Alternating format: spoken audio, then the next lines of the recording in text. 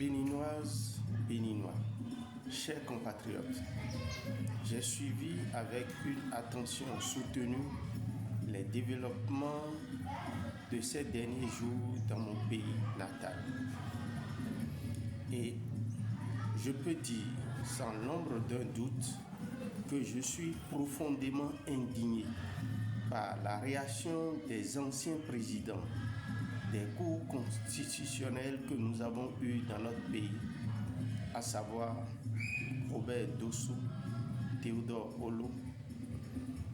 Également déçu des réactions des anciens présidents Nicéphore Soglo, Thomas Boni-Yaye et de la plupart des partis politiques de mon pays.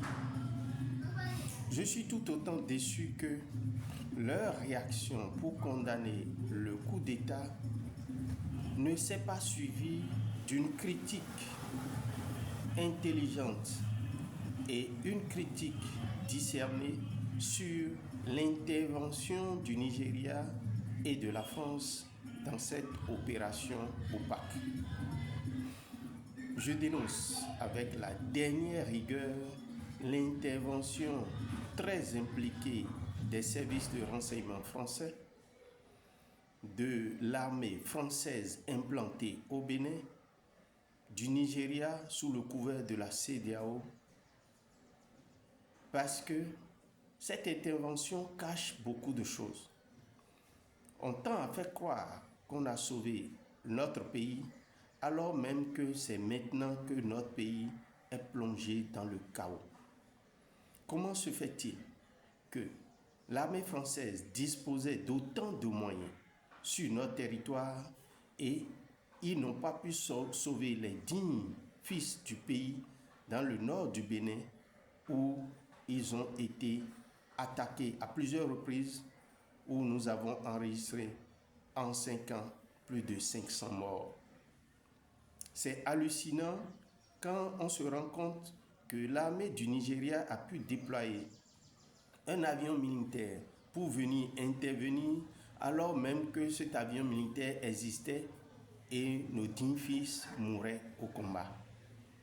C'est encore grave dans la mesure où Boko Haram sévit au Nigeria à tout moment et l'armée nigériane n'a pas pu les bombarder pour autant. Le problème qui se pose aujourd'hui est très grave. C'est plus grave que la tentative de coup d'État. Et le président Talon doit monter au créneau pour nous donner des explications sérieuses, les implications de cette affaire. Il doit très vite nous clarifier les accords qui existent, qui tendent à protéger le président de la République et non le peuple. Le président doit savoir que c'est le peuple qui l'a placé et qu'il doit des comptes au peuple. Ce n'est pas lui le chef, c'est le peuple qui est le chef. J'en appelle à la vigilance de tout le peuple béninois, à une intelligence plus discernée et à des réactions beaucoup plus cohérentes. Dans cet état de choses, il n'est pas normal que le processus électoral continue son cours alors même que des divergences sont apparues à tous les niveaux et le chaos installé par Talon vient d'être révélé au grand jour. Il urge que tous les acteurs politiques se retrouvent autour d'une table pour discuter sérieusement avant l'organisation de toute élection. J'ai dit